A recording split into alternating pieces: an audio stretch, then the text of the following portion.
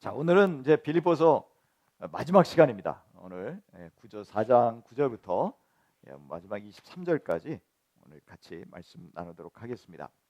자, 먼저 우리 4장 9절부터 23절까지 우리 함께 먼저 본문의 말씀을 읽어보도록 하겠습니다.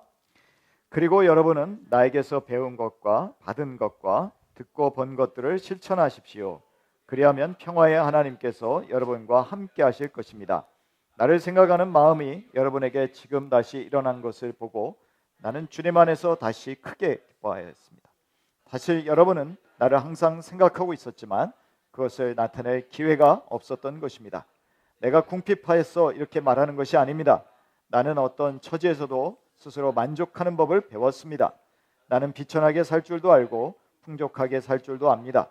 배부르거나 굶주리거나 풍족하거나 궁핍하거나 그 어떤 경우에도 적응할 수 있는 비결을 배웠습니다. 나에게 능력을 주시는 분 안에서 나는 모든 것을 할 수 있습니다. 그러나 여러분이 나의 고난에 동참한 것은 잘한 일입니다.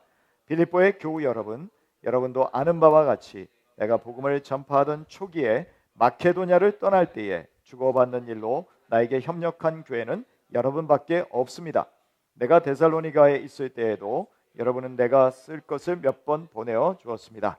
나는 선물을 바라지 않습니다. 나는 여러분의 장부에 유익한 열매가 늘어나기를 바랍니다. 나는 모든 것을 받아서 풍족하게 지내고 있습니다. 나는 여러분이 보내준 것을 에바브로 디도로부터 받아서 풍족합니다. 그것은 아름다운 향기이며 하나님께서 기쁘시게 받으시는 제물입니다. 나의 하나님께서 자기의 풍성하심을 따라 그리스도 예수 안에 있는 영광으로 여러분에게 필요한 것을 모두 채워주실 것입니다. 하나님 우리 아버지께 영광이 영원히 있기를 빕니다. 아멘. 그리스도 예수 안에 있는 모든 성도에게 문안하십시오. 나와 함께 있는 교우들이 여러분에게 문안합니다. 모든 성도가 여러분에게 문안합니다. 특히 황제의 집안에 속한 사람들이 여러분에게 문안합니다. 주 예수 그리스도의 은혜가 여러분의 심령과 함께 있기를 빕니다. 아멘.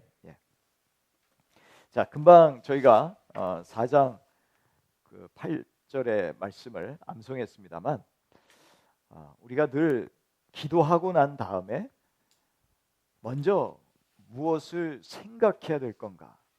자, 그 다음에 이제 실천이 나오죠. 항상 참되고 진실한 것을 생각하라. 그리고 또 옳은 것, 또 고상한 것, 또 그리고 정결하고 순결하고 순수한 것. 그리고 무엇이 사랑스러운 것일까? 또 무엇이 칭찬받을 만한 것일까? 이런 것들이 뭐냐? 하나님의 덕. 아주 우리 오늘 그 NLT 성경에서는 excellent라고 표현되어 있는데요. 하나님의 덕. 그래서 베드로전서 2장 9절을 보면은 우리가 왕 같은 제사장으로 하나님의 덕을 선전하는 사람이다 이렇게 되어 있습니다. 그래서 가장 뛰어나고 좋은 것, 하나님의 성품, 이런 것들을 또 우리가 드러내는 삶을 살아야겠다. 그런 것들을 생각하라는 거죠. 그리고 나서 어떻게 해야 되느냐? 오늘 9절의 말씀을 보면 그리고 여러분은 나에게서 배운 것과 받은 것과 듣고 본 것들을 실천하십시오. 자, 이제는 실천하는 거예요. 근데 어떤 것들이냐면 그동안에 사도 바울이 편지를 통해서건 직접 만나서건 가르쳤던 것들이 있죠. 여러분들이 나에게 배우지 않았습니까? 이제 그런 것. 그런 배운 것들. 또 예수님이 이미 말씀하셨던 것을 또 사도들이 가르쳤었어요. 그런데 사실 이 사도 바울은 예수님에게서 직접 배운 사람은 아니잖아요. 그러니까 예수님에게서 직접 배운 사도들로부터 바울이 그것을 전해 듣고 또 그것을 전달해 준 것들이 있다라는 것이죠. 여러분들이 듣지 않았습니까? 이런 것들을 내가 전해주지 않았습니까? 이런 전통들. 또 사도 바울은 오랫동안 또 랍비 생활도 했을 거예요. 그렇기 때문에 구약 성경에 있어서는 워낙 정통한 사람이었을 겁니다. 그러니까 그가 여러 가지 경험과 학식을 동원해서 가르쳤던 모든 것들, 이런 것들을 실천하십시오 라고 말합니다. 그리하면 평화의 하나님께서 여러분과 함께 하실 것입니다. 이번 우리 성탄절을 맞으면서 예수님에게 나타났던 천사들이 전해준 이름이 두 가지가 있습니다. 하나는 무엇이냐면 그 이름 예수라 하라. 저가 그 백성을 저들의 죄에서 구원할 자이십니다. 그 다음에 또 하나는 뭐죠? 임마누엘입니다. 하나님이 우리와 함께 하신다. 저와 여러분에게 있어서 가장 큰 선물은 무엇이냐면 하나님이 오셨다라는 것입니다. 사람의 몸을 입고 하나님이 오셨는데 그 하나님이 우리와 영원히 함께 하신다. 누구를 통해서요? 성령님을 통해서 늘 함께 하신다. 저와 여러분은 외롭지 않습니다. 저와 여러분이 혼자 있을 때라도 혼자 있는 것이 아닙니다. 왜 그렇습니까? 하나님이 함께 하시기 때문에. 우리는 늘 대화하는 법을 배워야 됩니다. 우리 옆에 있는 사람, 가족들, 또 친구들, 교우들과 대화하는 법도 배워야 되지만 우리 하나님과 대화하는 법을 배워야 돼요. 하나님께 무엇을 달라고만 하는 게 기도가 아니고 하나님과 내가 친밀하게 이런저런 이야기를 나누는 것이 바로 대화고 그것이 기도죠. 그러니까 우리는 함께 하신 하나님과 늘 친밀한 교제를 나눌 수 있는 그런 복을 받은 사람들이라는 것이죠. 좋은 것들이 있는데 활용을 해야겠죠. 하나님이 함께 하신다면 늘 옆에 계시다는 그분과 내가 대화를 했으면 좋겠습니다. 예전에 유명하신 목사님 한 분은 항상 강단에 올라갈 때 요즘도 전통적인 교회들을 가면은 앞에 의자들이 쭉 나와 있잖아요. 이렇게. 그런데 거기에 본인이 앉고 또 한쪽에는 기도하실 장로님이 앉습니다. 그리고 이 목사님이 항상 가면서 그랬대요.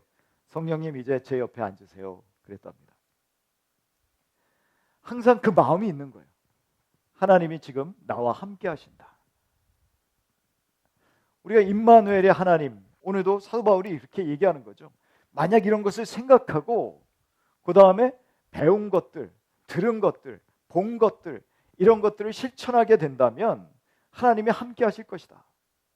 그런데 만약 반대로 얘기한다면 만약에 말씀대로 살지 않는다, 화목하지 않다, 분쟁이 있다, 그렇다면 하나님은 우리와 친밀하게 함께 하실 수 없다라는 것입니다.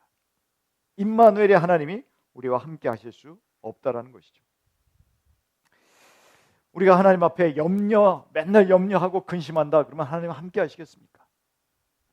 우리가 아무 염려 없이 감사함으로 기도를 드리면 하나님의 평강이 우리와 함께 하신다 그랬죠. 우리가 하나님의 말씀대로 실천하고 살게 되면 평강의 하나님이 우리와 동행하신다라는 것을 우리는 기억해야 됩니다. 자, 이제 10절에 보면은 나를 생각하는 마음이 여러분에게 지금 다시 일어난 것을 보고 나는 주님 안에서 크게 기뻐하였습니다. 빌립보서에서는 크게 기뻐했다라는 말이 여러 번 등장하고 있습니다. 그런데 바울이 왜 크게 기뻐했느냐? 그냥 기뻐한 게 아니에요. 크게 기뻐했습니다. 왜 크게 기뻐했느냐? 빌립보 교회 성도들이 자기를 생각하는 마음이 다시 생겼기 때문에. 사실 에바브로디도가 로마 그 가택연금대에 있는 셋집에 헌금을 들고 갔습니다. 후원금을 들고 갔습니다. 그래서 오랫동안 끊겨 있던 그 관계가 다시 서로 주고받는 관계가 된 거예요. 그래서 기뻐했다. 사도 바울이 돈 좋아했나 보다. 그동안에 후원금이 없어서 힘들었을 텐데 이제 다시 이 헌금이 들어와서 지금 다시 너무너무 기쁘다 이렇게 말하고 있는 것으로 우리는 생각할 수 있습니다. 그러면서 근데 그 말은 좀 나중에 보면 오해인 거로 나옵니다. 자, 그 다음에 뭐라고 되어 있냐면 사실 여러분은 나를 항상 생각하고 있었지만 그것을 나타낼 기회가 없었던 것입니다. 그 전에 쭉 자기에게 이렇게 후원을 해주었던 그런 교회가 중간에 끊어졌었는데 이제 다시 연결이 됐다고요. 또 이제 이 선교 헌금을 주는 이러한 모습들이 회복이 됐습니다. 근데 사도 바울이 이렇게 얘기하지 않습니다. 주려면 계속 주지 왜 중간에 끊겼어? 사람 괜히 기대하게 만들고 말이야. 그러나 어쨌든 성도들이여 잘했어. 다시 회복했으니까, 다시 연결됐으니까 다행입니다. 그렇게 말하고 있지 않다라는 것이죠. 뭐라고 말하고 있습니까? 항상 나를 생각하고 있었지만 그것을 나타낼 기회가 없었던 것입니다. 여러분, 이게 저는 맞는 말이라고 생각합니다. 그냥 사람 기분 좋게 해주려고 하라는 게 아니라, 왜냐하면 저희들도요, 마음은 있지만 실천이 안 되는 경우가 참 많이 있습니다. 그런데 그것도 하나님께서 하시는 일이다라고 생각해야 됩니다. 아, 이것도 하나님께서 그 사람이 나에게 줄 수도 있지만 무엇 때문인지 모르지만 하나님이 맡고 계실 수도 있겠구나. 여러분, 이게 신앙인입니다. 그러니까 모든 것은 다 하나님의 손에 있다라고 생각하고 그것을 맡겨드리는 태도, 그게 우리의 신앙인의 태도라는 것이죠. 그래서 우리는요, 사람한테 원망하지 않습니다. 사람한테 불평하지 않습니다. 저는 계속 나오다가 교회 안 나오고 그러면 섭섭하기도 하죠. 그런데 그걸 하나님께 맡기는 거예요. 그러면서 기도합니다. 믿음에서 떨어지지 않게 해주십시오. 지금은 우리와 함께 하지 못하지만, 예배드리러 나오지도 못하는 상황이지만, 그러나 하나님, 어느 곳에나 계시는 하나님께서 찾아가 주셔서 그 형제 자매의 마음을 붙들어 주시고 절대로 믿음에서 벗어나지 아니하고 언젠가 다시 한번 우리와 교제할 수 있는 기회도 주시면 좋겠고, 그러나 그렇지 않더라도 그러나 그들이 그리스도를 믿는 그 믿음은 견고하게 흔들리지 않게 하여 주십시오 라고 기도합니다. 그래서 언젠가 다시 만날 수도 있겠죠. 근데 그것은 알 수 없는 일이죠. 그 형제 자매님들이 저는 다른 교회 갈래요. 그리고 다른 교회 갈 수도 있습니다.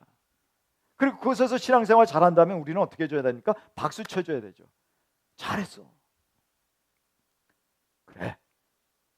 우리랑은 같이 못해서 아쉬운 마음이 있지만, 그러나 새로운 교회 가서 신앙생활 잘한다면 그것은 우리가 얼마든지 박수 쳐줄 일이다라는 것이죠. 후원을 해주다가 끊기기도 합니다. 그러나 그것도 하나님의 손에 있구나. 그리고 다시 또 이 후원의 손길이 열리면 다시 기뻐하는 거예요. 여러분들이 지금까지 생각은 있었지만 그것을 펼쳐낼 기회가 없었군요. 그런데 다시 이런 기회가 생겼으니 나는 크게 기뻐합니다. 자, 그런데 자기가 돈 때문이라고 말하지 않습니다. 자, 11절의 말씀 같이 한번 읽겠습니다. 시작.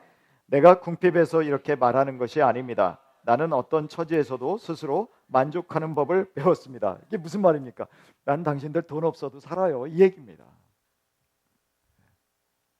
내가 지금 기뻐하는 건 후원금 줘서 그래서 내가 지금 그래서 기뻐하는 그 차원이 아니고, 나는 원래 이거 없어도 사는 사람입니다 라고 말하고 있습니다. 어떤 처지에서도 스스로 만족하는 법을 배웠다라는 거예요. 자, 12절의 말씀도 한번 같이 읽어볼까요? 시작. 나는 비천하게 살 줄도 알고 풍족하게 살 줄도 압니다. 배부르거나 굶주리거나 풍족하거나 궁핍하거나 그 어떤 경우에도 적응할 수 있는 비결을 배웠습니다. Secret knowledge, 아주 그냥 비밀스러운 그 지식을 가지고 있다라는 거예요. 그래서 자기는 풍부할 때도 있고 비천할 때도 있고 모자랄 때도 있고 넉넉하게 남을 때도 있지만, 그러나 그 모든 것에서도 나는 만족할 수 있는 비결을 배웠다.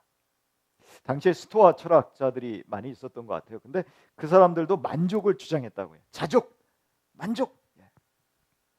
소크라테스도 만족이라는 게 가장 최고의 행복이다 이렇게 말하기도 했습니다. 여러분, 우리가 얼마나 가지면 만족할까요? 라는 질문을 받으면 여러분은 뭐라고 대답하시겠습니까? 미국의 스탠다드 석유 회사를 설립했던 락펠러라는 사람이 있습니다. 존 락펠러. 그 사람은요, 당신은 지금 가지고 있는 것에 얼마를 더 가져야 더 만족할 수 있겠습니까? 라고 물었대요. 그랬더니 수억 달러, 이 석유회사 차려가지고 수억 달러를 번 그 록펠러가 뭐라고 대답했는지 아십니까? 내가 가진 것보다 조금 더 가지면 만족할 것 같아요. 그러면 조금 더 가지면 만족할까요? 안 그렇죠. 우리는 계속 더 가지고 싶고 더 가지고 싶고 가지면 가질수록 더 가지고 싶어 합니다. 어떤 더 욕심이 생기는 것이죠. 그래서 사도 바울은 우리가 계속 가지려고 탐욕스럽게 욕심을 내면 절대 만족이 없다라는 거예요. 스토아 철학자들은 또 어떻게 주장했냐면, 그래서 내가 가진 것을 내 의지를 활용해서, 내 모든 능력과 의지를 활용해서 내가 만족하는 삶을 살아가는 게 그게 최고의 행복이다라고 가르쳤어요. 근데 그거는 어떤 의미가 있냐면 내가라는 게 들어가요. 그러니까 웬만한 의지나 능력을 가진 사람이 아니면 그런 만족할 마음을 못 갖는다는 것이죠. 그런데 사도 바울은 배웠대요. 그 비결을 배웠대요. 그 비결이 뭡니까? 13절의 말씀입니다. 같이 읽겠습니다. 13절 시작. 나에게 능력을 주시는 분 안에서 나는 모든 것을 할 수 있습니다. 그러니까 자기에게 능력을 주시는 하나님, 자기에게 능력을 주시는 예수님 안에서 자기는 이런 비결을 배웠다는 거예요. 그래서 이게 하나님 안에서, 예수님 안에서 자기는 만족할 수 있는 비결을 배웠다라고 말합니다. 자기가 능력이 있어서 그런 것이 아니라, 의지가 강해서 그런 것이 아니라, 결국 하나님 때문에, 그 하나님 안에 있으니까 이게 되더라는 거예요. 여러분, 바울은요 참 고생을 많이 한 사람입니다. 그런데 그 고생하면서 바울이 배웠어요. 오늘 12절에도 11절에도 배웠다고 그러죠. 저와 여러분이 늘 배워야 되는, 끝까지 죽을 때까지 우리는 배우잖아요. 그런데 그 중에서도 배워야 되는 게 뭔지 아십니까? 만족하는 걸 배우는 거예요. 우리가 맨날 잘 나가던 사람이 늘 잘만 나갈까요? 그렇지 않습니다. 그래서 우리 잘 나갈 때요, 다 쓰면 안 됩니다. 그것을 나중을 위해서 예금을 해놓든지 또 다른 방법을 통해서든지 그래서 준비를 해놔야 돼요. 왜냐하면 언젠가 우리는 또 어려움을 당할 수도 있기 때문에 그렇습니다. 그런데 잘 나간다고 그것을 뭐 펑펑 쓰고 내가 받은 수입보다도 더 많이 쓰고 대출 받고 그러다 나중에 어려움 당하면 그거 못 갚으면 어떻게 됩니까? 낭패를 당하게 되는 것이죠. 그래서 우리가 항상 조심해야 되는 건 빚지지 않는 게 중요합니다. 빚을 지지 않고 산다. 그것이 나중을 예비하는 길이 되겠죠. 그러니까 바울은 자기는 뭐 집도 없고 뭐 여러 가지 혼자 선교를 하는 상황이었기 때문에 또 많은 고생도 겪었는데 그런 순간순간마다 배우기 시작하는 거예요. 하나님 앞에서 내가 만족하며 감사하며 사는 법, 그것을 배웠다라고 하는 것이죠. 우리가 하나님의 우리에게 능력을 주시는 분 안에 있다면 우리는 이런 면에서 날마다 하나님께 우리의 모든 삶을 의탁하고 의존하고 하나님이 공급하시는 것을 받아서 만족하며 살아갈 수 있습니다. 우리 디모데전서 6장 7절에서 8절을 한번 같이 보실까요? 디모데전서 6장 7절에서 8절입니다. 시작. 우리는 아무것도 세상에 가지고 오지 않았으므로 아무것도 가지고 떠나갈 수 없습니다. 우리는 먹을 것과 입을 것이 있으면 그것으로 만족해야 할 것입니다. 이것이 능력 주시는 분 안에서 그가 배운 것입니다. 만족하는 비결을 배운 것이죠. 우리 예수님이 능력 있는 분 아니겠습니까? 근데 여러분, 예수님이 이 땅에 오셔서 어떻게 사셨는지 한번 생각해 보십시오. 예수님이 집이 있으셨습니까? 아니요, 없었습니다. 예수님은요, 인자 머리 둘 것도 없다고 말씀하셨습니다. 예수님은 어떤 분이시냐면 요한복음 13장 3절부터 이렇게 보니까 하나님이 당신에게 모든 것을 주셨다는 것을 알았다고 되어 있습니다. 오늘 여러분 요한계시록 19장을 보셨잖아요. 예수님이 어떤 분이십니까? 오셔가지고 쫙 백마 타고 오십니다. 그런데 예수님을 대적하기 위해서 군대들이 모여 있어요. 하나님을 대적하는 군대들이 쫙 모여 있어요. 제가 늘 바라는 것은 뭐냐면 저는 예수님 뒤를 따라다니는 군사가 되기를 원합니다. 여러분도 동일하시죠? 예수님 쫙 가실 때 저도 하늘의 군대가 돼서 쫙 따라가고 싶어요. 얼마나 멋있습니까? 무슨 갑옷을 입는 줄 알았더니 그건 아니고 흰 세마포를 입고 쫙 뒤를 따라간대. 아니 근데 전쟁이 일어나면 뭔가 이 전투가 벌어져야 되잖아요. 전투가 벌어질 줄 알았더니 예수님 말씀 한마디로 그냥 끝나버리더라고요. 입김을 한번 부니까 끝나버려요. 너무나 싱겁게 전투가 끝나버립니다. 그런데 저는 그 광경을 보고 싶어요. 이런 예수님인데도 불구하고, 이런 능력 있는 예수님인데도 불구하고, 여러분 예수님이 이 땅에 사실 때 늘 하나님께 의존하고 사셨어요. 늘 하신 일이 뭡니까? 기도하신 거예요. 겟세마네 동산에서 맨날 찬양 기도하셨어요. 산에 올라가서 기도하셨어요. 밤새도록 찬이슬 맞으면서 기도하셨어요. 능력 주시는 하나님 안에서 살기 위해서. 저와 여러분이 배워야 되는 게 뭐냐면은 예수님도 그랬고 바울도 그랬지만 우리가 늘 능력의 하나님 안에서 사는 법을 배우는 것입니다. 하나님께 늘 말씀드리고 의존하고 상의하고 어떻게 해야 될까요? 하나님 말씀해 주세요. 순종하겠습니다. 예수님이 이 땅에 사시면서 자기 마음대로 한 일이 없어요. 늘 하나님과의 소통 속에서 하나님이 허락하시는 일들을 하시면서 사셨어요. 저와 여러분이 이 세상에서 배워야 될 능력이 뭐냐면 그 능력이에요. 어떤 능력? 순종하는 능력. 내게 능력 주시는 분 안에서 말씀하시면 그 뜻대로 살아가고자 하는 그 순종의 능력. 그러면 만족할 수 있다는 것이죠.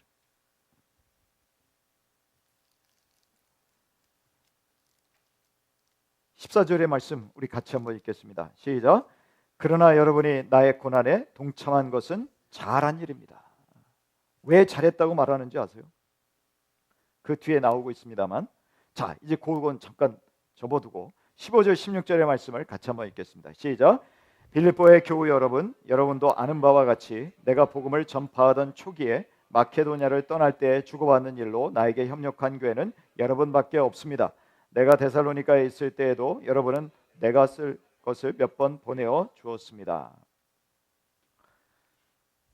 빌립보 교회가 이런 교회였습니다. 그러니까 처음부터 사도 바울의 선교를 위해서 애써 주었던 교회라는 것입니다. 자, 바울이 빌립보에 갔다가 또 데살로니가에도 갔고 베레아에도 가고 또 막 쫓겨갔어요. 또 아테네에도 쫓겨가고 또 거기에서 이제 고린도로 가기도 하고 그랬었습니다. 그런데 그럴 때마다 빌립보 교인들이 힘이 되어 주었다라는 것이죠. 그렇지만 17절의 말씀 우리 같이 한번 읽겠습니다. 시작. 나는 선물을 바라지 않습니다. 나는 여러분의 장부에 유익한 열매가 늘어나기를 바랍니다. 왜 잘했느냐라고 말하면 당신들이 나에게 선물을 줘서 내가 풍족해졌기 때문에 잘했다라는 게 아니라 나를 도와준 게, 나에게 헌금한 게, 나에게 후원한 게 무슨 의미가 있냐? 하늘나라의 장부에 여러분들이 그것이 기록되니까 좋은 거다라는 거예요. 장부에. 여러분 우리가 이 말을 들으면 아우 진짜 하나님 나라에도 내 장부가 있을까? 내 어카운트가 있을까? 예수님 뭐라고 하셨습니까? 하늘의 보물을 쌓아두라고 그러셨죠. 그러니까 우리가 누군가를 섬긴다라는 것, 누군가를 돕는다라는 것은 하나님께 내가 구워드리는 거예요. 우리는 이러한 헌물을 통해서, 헌금을 통해서, 누군가를 돕는 걸 통해서 하늘의 내 장부에 기록된다라는 것을 여러분 기억하시길 바랍니다. 그래서 잘했다라는 거예요. 빌립보 성도들아, 잘했어. 여러분들이 이렇게 하는 거는 하늘의 하나님의 그 장부에 다 기록되는 거야. 그래서 유익한 열매가 늘어나기를 바랍니다. 여러분들에게 이거는 아주 열매야. 하나님 앞에서 내가 내놓을 수 있는 열매야 라고 말하고 있는 것이죠. 자, 18절의 말씀 같이 한번 읽겠습니다. 시작. 나는 모든 것을 받아서 풍족하게 지내고 있습니다. 나는 여러분이 보내준 것을 에바브로디도로부터 받아서 풍족합니다. 그것은 아름다운 향기이며 하나님께서 기쁘시게 받은 제물입니다. 근데 받았으니까 이 받았다라는 것을 얘기를 해줘야 돼요. 그래서 마치 나는 모든 것을 받아서 라고 하는 게 뭐냐면 나 영수증 받았어 이 얘기입니다. 그 당시에 이렇게 받는다라는 게 어떤 의미였냐면 영수증 받는다라는 그런 이야기입니다. 경제적인 의미였어요. 그러니까 자기에게 후원해 준 우리 성도들에게 내가 이렇게 에바브로디도가 나한테 정확하게 전달해 줬어. 왜냐하면 배달 사고 있잖아요, 중간에. 그리고 어떤 때는 뭐 강도의 위협을 당할 수도 있고 여러 가지 사고가 있지 않습니까? 그런데 그것을 나는 잘 받았어 라고 말해주는 것도 예의입니다. 그래서 지금은 풍족하다라는 거예요. 얼마나 풍족한지 모르겠습니다. 그러나 나는 이제 풍족하다. 그것은 아름다운 향기이며, 여러분 여기서 아름다운 향기가 구약에서 가져온 개념이에요. 하나님께 올라가는 제사, 그 하나님께 번제로 올려드릴 때 그것이 아름다운 스위트 스멜링, 하나님께 올라가는 제물을 태워서 올려드릴 때 그것이 아름다운 향기로 올려드리는 것과 같이 이것은 하나님께서 기쁘게 받으시는 제물입니다. 이게. 우리가 누군가를 섬기는 것, 도와주는 것은요, 여러분 기억하십시오. 예배입니다. 하나님께 드리는 예배입니다. 어디에 또 그 말이 나와 있는지 아세요? 우리 히브리서 13장입니다. 히브리서 13장 6절입니다. 같이 한번 읽겠습니다. 16절입니다. 읽겠습니다. 시작. 선을 행함과 가진 것을 나눠주기를 소홀히 하지 마십시오. 하나님께서는 이런 제사를 기뻐하십니다. 이게 뭐라고요? 제사라고요. 예배라고요.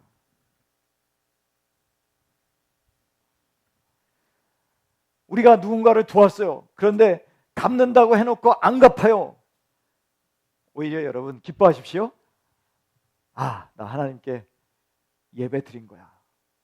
하나님께 드린 거야. 저 몇 번 뜯겼어요. 못 받았어요. 하지만 지금 생각하니까 아, 이거 하나님의 장부에 있겠구나. 그 사람은 나를 속였어요. 그리고 그 사람이 뭐라 했는지 아세요? 자기가 가면 꼭 내 은행에다 넣어주겠대. 그래서 막 저는 은행 또 계좌도 막 적어줬어요. 제 아내가 웃더라고요. 당신 그게 진짜인 줄 알고? 아직까지 안 들어왔어요. 몇십 년 전에요? 30년 전에.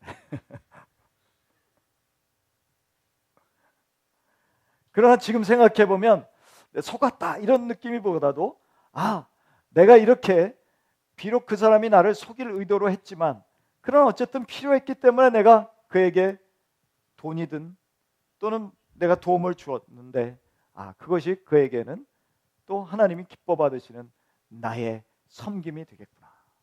나의 예물이 되겠구나. 하나님이 향기를 맡으실 때 야, 참 그 향기 좋다라고 맡으실 수 있는 그런 섬김이 되겠구나. 헌신이 되겠구나 라는 것이죠.